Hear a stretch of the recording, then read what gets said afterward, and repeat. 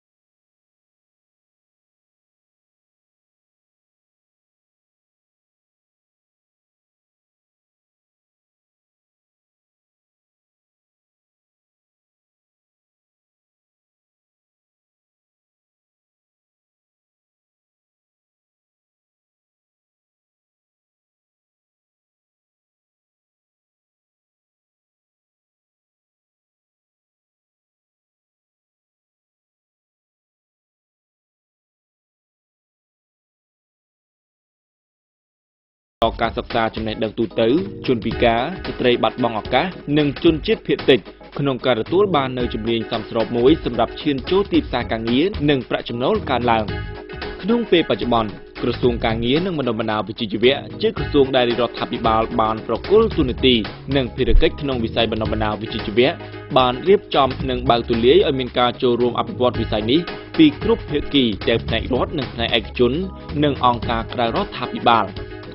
ដើម្បីឲ្យវិស័យនេះមានភាពបត់បែនតាមស្ថានភាពនិងតម្រូវការរបស់អ្នកទទួលការបណ្ដុះបណ្ដាលក្រសួងបានបង្កើតឲ្យមានប្រព័ន្ធបណ្ដុះបណ្ដាលទាំងក្នុងប្រព័ន្ធនិងក្រៅប្រព័ន្ធរហូតមកដល់ពេលនេះក្រសួងការងារនិងបណ្ដុះបណ្ដាលវិជ្ជាជីវៈមានគ្រឹះស្ថានអប់រំបណ្ដុះបណ្ដាលដែលស្ថិតនៅក្រោមអាវ៉ាត់របស់ខ្លួនចំនួន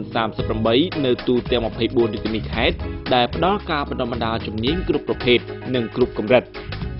ក្នុងចំណោមគ្រឹះស្ថានទាំងនេះវិទ្យាស្ថានពហុបច្ចេកទេសព្រះកុសុមៈគឺជាវិទ្យាស្ថាននាំមុខគេមួយដែលមានសក្តានុពលក្នុងការផ្ដល់ការបណ្ដុះបណ្ដាលជំនាញបច្ចេកទេសនិងវិជ្ជាជីវៈលើឯកទេសសំខាន់ៗដូចជាវិស្វករសំណង់ស៊ីវិលអគ្គិសនី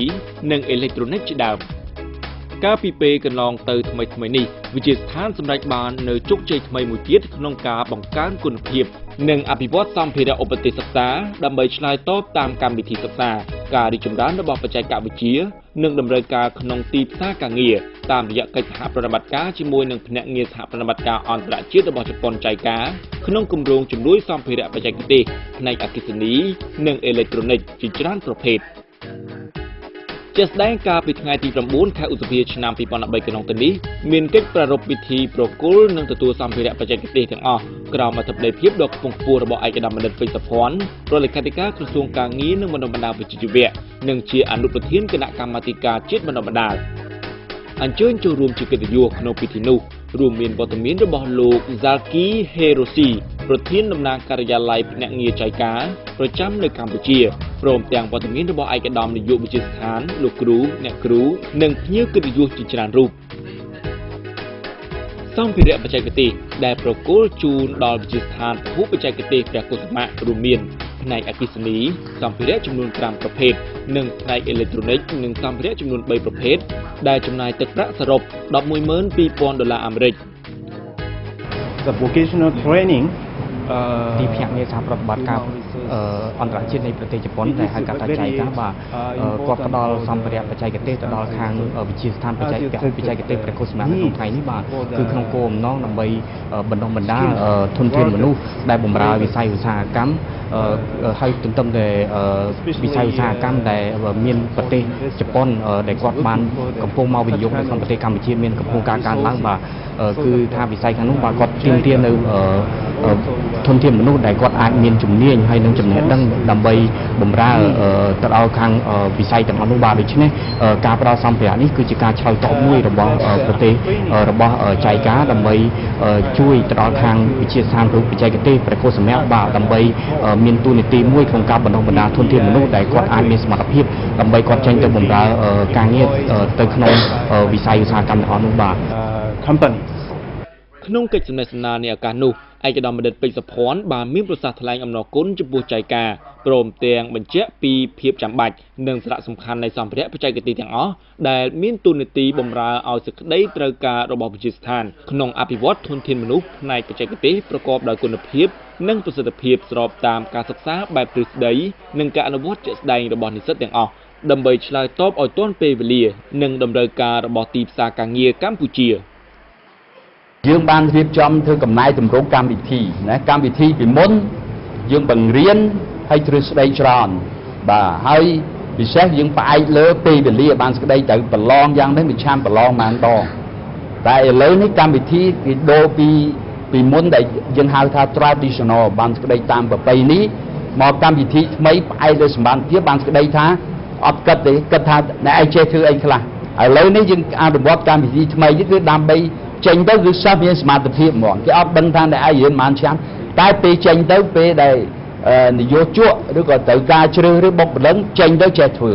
មានសមត្ថភាពធ្វើបានអានោះហើយដែលសំខាន់អាចធ្វើបាននេះបានលុះត្រាដូចខ្ញុំបាននិយាយរាប់មិញហ្នឹងបាទអ្នកហ្នឹងមានឱកាសច្រើនដែលពេលដែលរៀននៅក្នុងសាលាអាចមានឱកាសដើម្បីអនុវត្តកាន់ម៉ាស៊ីនហ្នឹងធ្វើណែរៀនទៅតាមហ្នឹងដូច្នេះការដែលដកឧបករណ៍នេះគឺសំខាន់ណាស់ដូច្នេះថ្ងៃនេះដែលជប៉ុនតាមរយៈចៃការជួយនេះគឺមានប្រយោជន៍ចំពោះការសិក្សាកែតម្រង់ដើម្បីឲ្យសិស្សយើងមានគុណភាពខ្លាំងណាស់ហើយវាអាចធ្វើឲ្យគុណភាពនៃសិស្សនិស្សិតយើងដែលចេញទៅហ្នឹងគឺមានសមត្ថភាពធ្វើហ្មងដូច្នេះទៅរោងចក្រក្តីអីក្តីនេះជាអំណោយមួយដែលទាន់ពេលវេលាហើយអាចឲ្យសិស្សយើងបង្កើននៅសមត្ថភាពដើម្បីចេញទៅនឹងអាចមានឱកាសធ្វើការងារឲ្យបានទៅជប៉ុនបានសមរម្យបាទពីព្រោះរាល់ថ្ងៃនេះការងារច្រើនណាស់ដូចដឹងស្រាប់ហើយថាឥឡូវកំពុងបារម្ភថារោងចក្រអ្នកវិនិយោគជប៉ុនមួយចំនួនធ្វើកម្មករអត់ទាន់គ្រប់ផងពិសេសជាក់ស្ដែងដូចមីនីបៀដូចរោងចក្រជប៉ុនមួយចំនួនទៀតក៏ដូចជារោងចក្រចិនអគ្គិសនីឥឡូវរកកម្មករអត់ទាន់ក៏ដូចជាអ្នកបច្ចេកទេសអត់ទាន់បានគ្រប់ទេដូច្នេះយើងខ្វះអ្នកបច្ចេកទេសក៏ដូចជាអ្នកធ្វើការច្រើនណាស់ជាឱកាសនេះខ្ញុំអំពាវនាវម្ដងទៀតសូមឲ្យបងប្អូនទាំងអស់ណាទូទាំងប្រទេសកុំធ្វើចំណាក់ស្រុកពិសេសចំណាក់ស្រុកខុសច្បាប់ស្រុកយើងឥឡូវសម្បូរសបាយណាស់គេបានរើសរោងចក្រពីកន្លែងផ្សេងៗមកដាក់ស្រុកយើងហើយឆ្លៀតក្នុងឱកាសដ៏មហោឡារិកនោះឯកឧត្តមបណ្ឌិតក៏បានរំលឹកដល់ការខិតខំប្រឹងប្រែងរបស់រដ្ឋាភិបាលកម្ពុជាក្នុងការអភិវឌ្ឍវិស័យការងារនិងការអប់រំបណ្ដុះបណ្ដាលបច្ចេកទេសនិងវិជ្ជាជីវៈដល់យុវជនទាំងអស់ក្នុងន័យផ្សារភ្ជាប់ជំនាញទៅនឹងការប្រកួតប្រជែងព្រមទាំងឱកាសទទួលបានការងារសមរម្យស្របតាមគោលនយោបាយកាត់បន្ថយភាពក្រីក្រនិងបង្កើនប្រាក់ចំណូលក្នុងគ្រួសារ